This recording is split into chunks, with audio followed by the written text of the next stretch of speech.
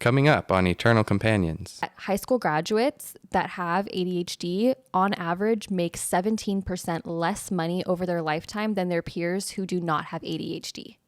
Not just their neurotypical peers, but just their peers who don't have ADHD.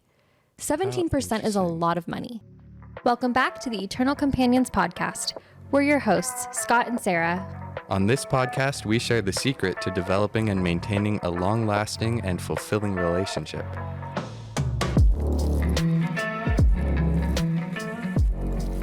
Okay, Scott, on today's episode, we're going to be talking about kind of a heavy topic for some. For us, we've decided to make it a little bit lighthearted, but this conversation is going to be about neurodivergence and mental health and how that has impacted us as adults and impacted our marriage. So. Okay, wait. What's neurodivergence? Thank you for asking. My notes. That's number one on my notes. Okay, so this is according to somebody who's way smarter than me. Neurodivergence pretty much is the diversity of the human brain and how it processes information. And so that's a really kind of like a catch-all term for a lot of different maybe cognitive disorders or mental health disorders or diseases even. So it could be talking about autism, dyslexia, ADHD, PTSD, OCD. It really is a catch-all term for people whose brain functions differently than what some scientist and some doctor somewhere has decided is normal or neurotypical. So the reason why we're having this discussion is because you and I are not neurotypical individuals. Yeah. And I don't know if anyone is. No, which is interesting because I also did more research and it said that 15 to 20% of American adults are estimated to be neurodivergent. But that's a really great point. It's like, what does that even mean? Like, does it mean they have been diagnosed with one of these things? Or because I don't know anybody whose brain works exactly the way that it's supposed to. Because there's so many categories. I guess category might not be the right word. And like spectrums. Yeah. So many different areas in which you could be neurodivergent here and then typical everywhere else. Right. But there's so many of those that everyone's probably, there aren't two people who have the exact same brain. Thank goodness. That would be awfully boring, right? Yeah.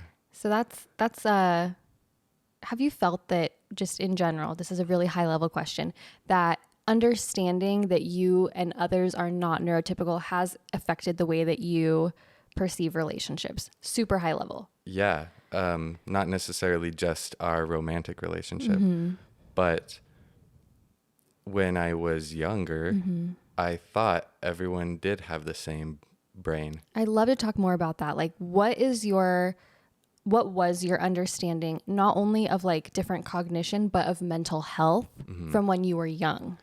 Yeah, that's a good question. It's a loaded question. It's a loaded question. So what was my understanding of it? Zero. I had no understanding of mental health and neurodivergence. Part of that is just being a kid, and you can develop the theory of mind where you understand people are different people, but that doesn't mean you fully understand that people perceive and comprehend information in different ways. And that really wasn't talked about like in classrooms or ever. We were raised in the early 2000s.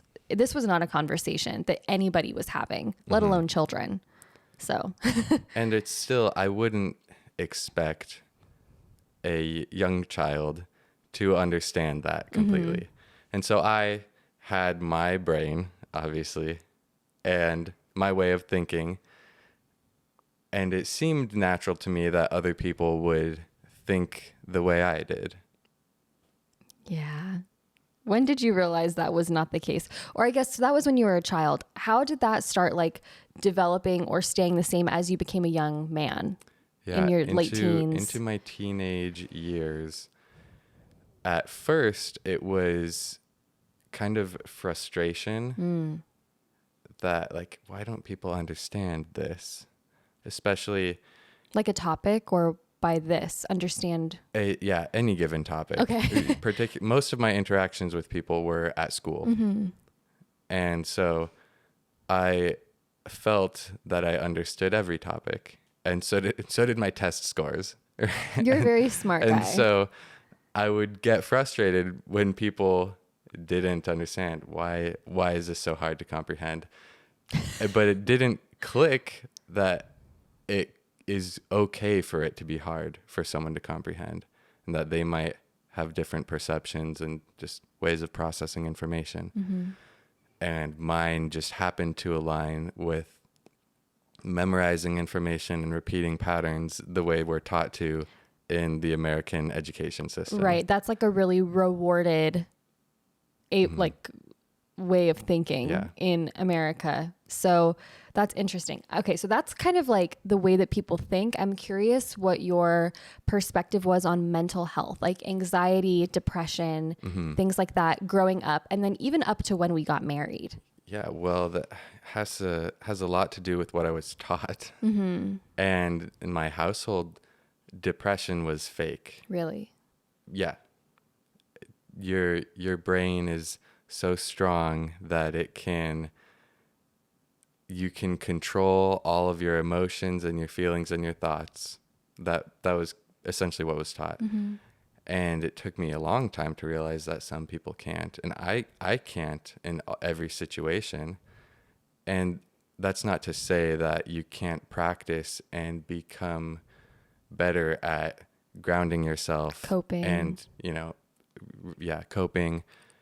And when you are in situations where you start to stray from executive function and decision making into fight or flight, there are ways that you can learn to control and restore that executive function. But that also doesn't mean that straying from executive function or feeling feelings that are overwhelming, that doesn't mean that didn't happen. Just because you are capable of controlling emotions and thoughts to a certain extent.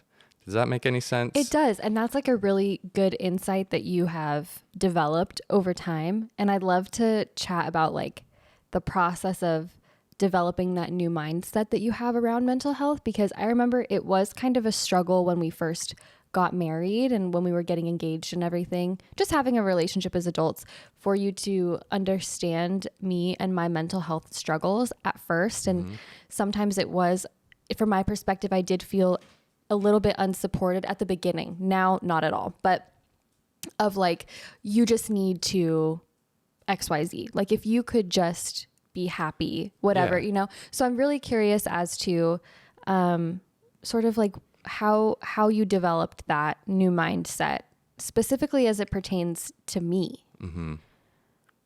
I guess a better starting question is like, when did you realize that I was somebody who maybe was neurodivergent or had mental health struggles as an adult? When did I realize? I think that I knew the whole time. Great. However, when the real question for me is, when did I come to understand what that truly meant? Right. When did I come to understand that like depression can be real and not a choice, uncontrollable to an extent? Exactly. That was probably several months into the marriage, and it was due to us having conversations about it and you essentially telling me I was wrong.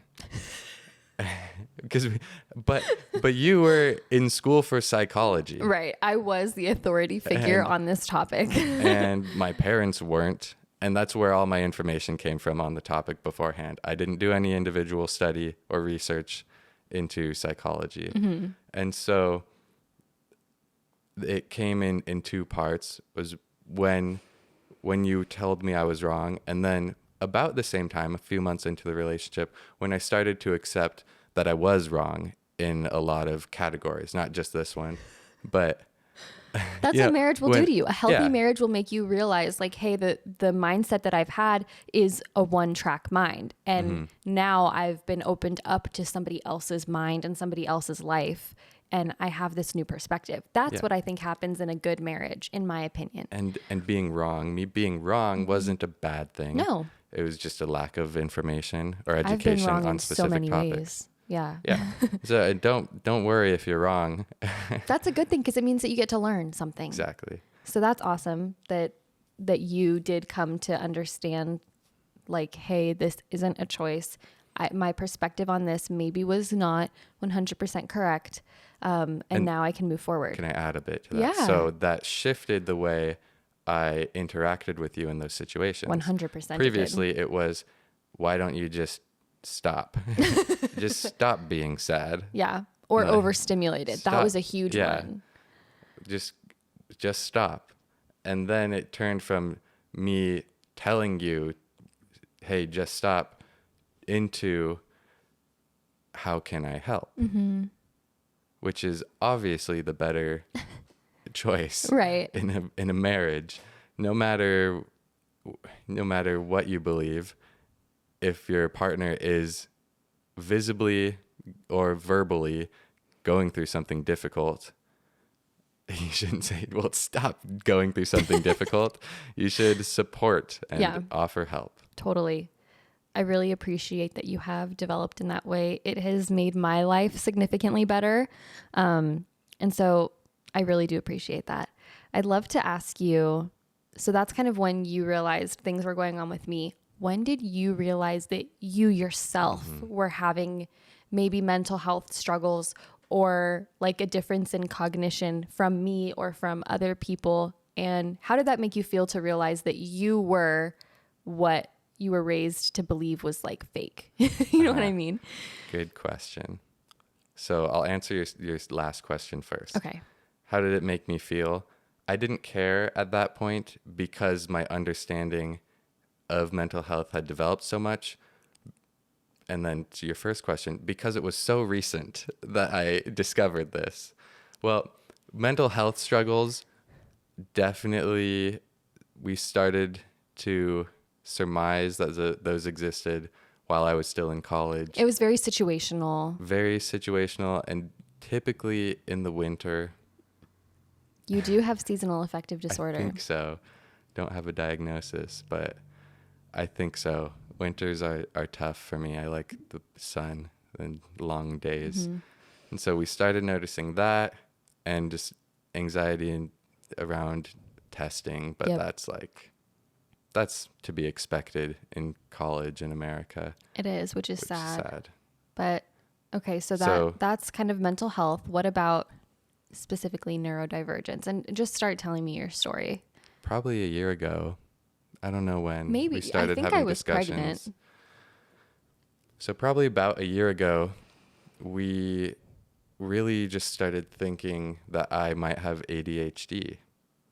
And we started noticing patterns.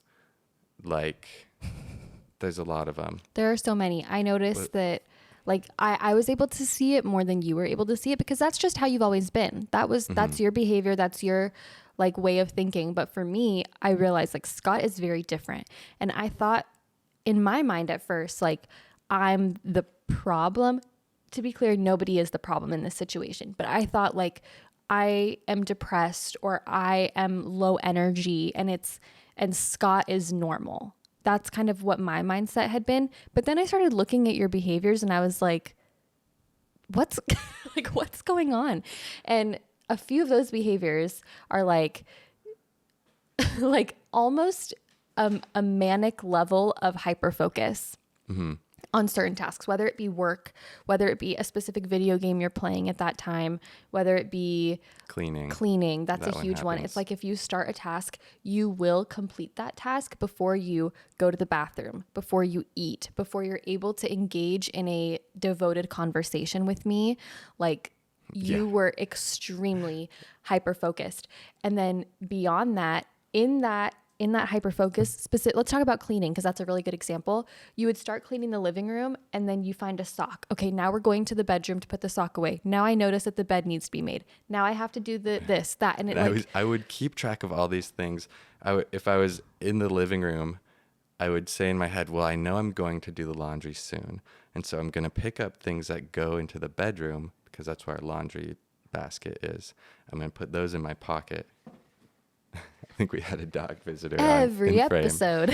So I'd say, oh, there's some shoes out here and socks. I'm going to put those here so I can grab those on my way to the bedroom. So then I can put them away as I grab the laundry and come back out. And then I'm going to clean this and I'm going to do this and that. It's and like it was bing, like bing, bing, bing, bing. Like it's ping crazy.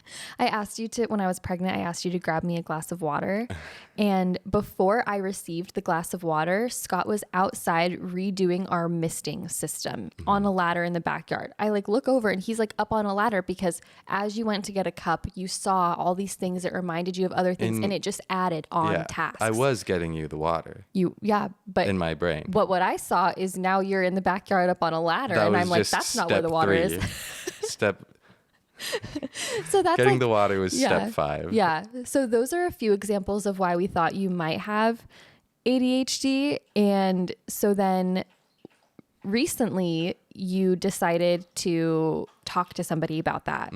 Why did you decide to actually go see a psychiatrist about this? I thought, imagine the possibilities. if you could focus on one task. If my ADHD was a bit more controlled, and I could focus, but also divert attention when necessary. Imagine the possibilities. I was going to take over the world. Have you? Yeah. Awesome. So tell me about that experience of getting help.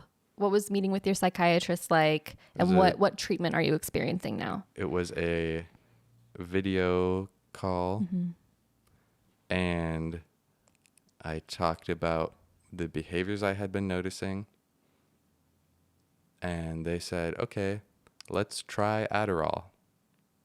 And I tried it, and it was, for me, which is apparently atypical, I did not notice a change at first. Right. And apparently when you first start taking it, you might have like some super high days, and then it kind of levels out.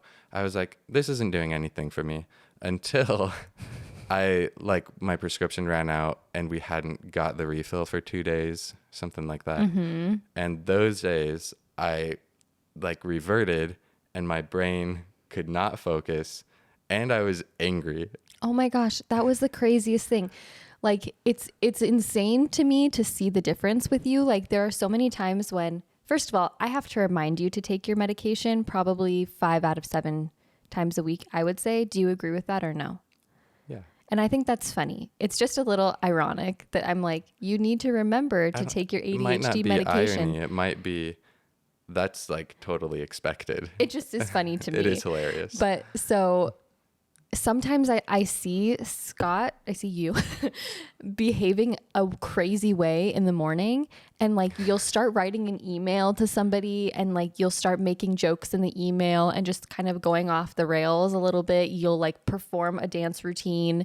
You will sometimes be really agitated, like quick to anger. And I'm like, did you take your medication this morning? And you're like, no. And then you do. And then you're like, you're back to being focused, like you're calm. You can handle bad situations, which we find ourselves in very regularly with our small child. Like you have more patience. So as your roommate, I have noticed an improvement in some of the behaviors that maybe are seen as not so desirable. You're always desirable to me, but but you know what I mean? Like I really have seen an improvement.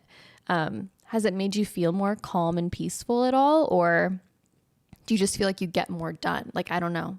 How do you feel emotionally about this whole thing? I do feel like I get more done, because another thing we didn't mention was past 2 p.m. I couldn't do anything. Oh my gosh. That was so frustrating to me because I'm a night owl and you're a morning person. Yeah. That was hard for us. But now I'm much more capable of executing tasks in the afternoon and evening. You can go to the post office at 3 p.m. It will be okay. I just used to, I couldn't do it. You're such a morning person. The day was over. So that alone has allowed me just more time to get things done. I think I'm more peaceful. It's really hard to say. I'd have to go a day without taking it. Please no. You have before, and Yeah. we're like, we got to make sure we take it And so tomorrow. I That's always what I we find trust out. it's still working because I'm feeling the same Yeah. and not noticing anything in particular that's out of the ordinary. I have noticed when we've discussed this new diagnosis with family members, there have been There's pushback. There's pushback. And I would like to talk to you about that because I did some more research on like the prevalence of ADHD and like how common it really is, because I feel like mental health and different like cognition disorders should not be stigmatized. We all have something going on. Yeah. So this is a direct report for our family and friends. Our friends are pretty supportive, but Do we have to cite sources on this format? I can put it in the show notes. in I the can show put links notes. to what I've found. But I've done some interesting things. So Forbes Health had a lot of really good information on ADHD, and as of last year, 366 million adults worldwide were diagnosed with ADHD. And what's the population of America? I don't know. So I think it's I'll around Google it. 300 million. What is the population? So, and you said diagnosed? 331 million. Yes, diagnosed with ADHD. And so, 366 million. some of those people are in America. Yes. Of that figure. But like, that's a lot of people. That is so many people. And another thing that I found was really interesting that makes me feel like people should get help if they need it is that high school graduates that have ADHD on average make 17% less money over their lifetime than their peers who do not have ADHD. Not just their neurotypical peers, but just their peers who don't have ADHD. 17% is a interesting. lot of money. I'm really interested in how they tracked that. I know. 17% over their lifetime? Yeah. It's been a long study. Wow. Yep. Okay. That was also from Forbes Health. Thank you, Well, Forbes Health. yeah. And the last thing that I wanted to mention about ADHD is that it is so difficult for adults to get diagnosed with ADHD. It's very interesting that you did. And I feel like I'm going to toot my own horn here. The reason why you were able to recognize this and get this diagnosis is because I was aware of what ADHD symptoms looked like. And then I suggested, like, if you're open to it, you should go talk to somebody. Usually people are diagnosed with ADHD when they're school-aged children because teachers and pediatricians are really on it about diagnosing ADHD because it's really prevalent. But adults have such a hard time getting diagnosed because they usually aren't around people that like recognize ADHD so well, like teachers and pediatricians. Yeah. So I think that if you think, this is to the viewers, if you think that you have some of these symptoms and you were not diagnosed in childhood, you can explore that as an adult. Like, don't feel bad about that. Do research. Yeah. Because you kind of have to self-diagnose. At first. And then report on what your findings are to a professional. Right. And it's even more difficult if you're not married or you don't have somebody that you live with, because you might think like, this is just how I am. This is how my household runs. And you may not realize that you could be living in a more efficient way. Yeah. Yeah. That's very interesting that you got diagnosed as an adult and that there has been pushback. Do you have any more comments on the pushback? Like, I just wanted to tell our associates that like, this is so common. And in my opinion, medication is not something to be ashamed of. That's why we are legitimately putting this out there for the world to hear. Right. What do you feel about that? Yeah. The pushback on getting a diagnosis or taking medication is self-limiting. And that's fine if you want to do that. Yeah. Not us. Feel free to limit yourself to being less productive and feeling worse. Mm-hmm. And modern medication and modern medicine in general is a good thing. It's beautiful. And that's why people used to die on average in their 30s.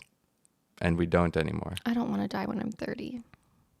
And obviously that was like, there's a bunch of people who lived a normal amount and then a ton of people who died like super young. When they were like 1 day And, old. yeah, we took an average, Yeah. and statistics are weird how they work like that. Did you But take your medication today? I did. Just kidding. Modern medicine has allowed people to live longer, healthier lives. Yeah. Especially considering how horrible our diets are. Oh and my we gosh. still live longer. Yeah. It's incredible. It's awesome. We Thank can you. slam Oreos and And we're fine. we're fine. I love that. Thank you so much for being open and sharing your experience with mental health, ADHD. Is there any general advice for approaching neurodivergence in a relationship? Yes. Step 1 is acceptance, in my opinion. Accept that you or your partner is having something going on, Okay. you know, and Yeah. then that's just step 1 in any conflict. It is. Yeah. You know, acceptance. Accept that something is going on. Try to learn about what's going on with your partner. Do some research. Yeah, from like professionals. Yeah. And also ask them about it. Yes. Take that research to them and say, hey, I did some research about ADHD. Have you been experiencing this? Like, is there a way that I can support you through this? Mm-hmm. I've learned even helping them by looking up what solutions are. I watched this video and I found out that this person who has ADHD says this is really helpful. Do you think that would be helpful to you? So approach in a supportive, helpful way. Mm-hmm. Absolutely. A great idea. Yeah. Anything else? Don't stigmatize it to them. Like, don't make them feel weird. Don't make them feel like they're doing something wrong or that their mind is broken. Yeah. That would be a huge piece of advice that I have. Do you have anything? Yeah, I think that's great advice. I think lastly, probably don't stigmatize it to them, but also don't talk to others about it in a negative way. Right. Don't like it could be a personal thing that they don't want to share, or at the very least, you can share it openly, but don't be negative. That's our advice, I would say. That's all that we have about neurodivergence today. Leave us a comment if you have any questions about anything specifically, and we'll see you next time. Thanks so much for listening to this episode. Do you have a love story worth sharing? Head to eternalcompanionspodcast.com to be a guest on our show. And don't forget to check out the show notes. See you next week.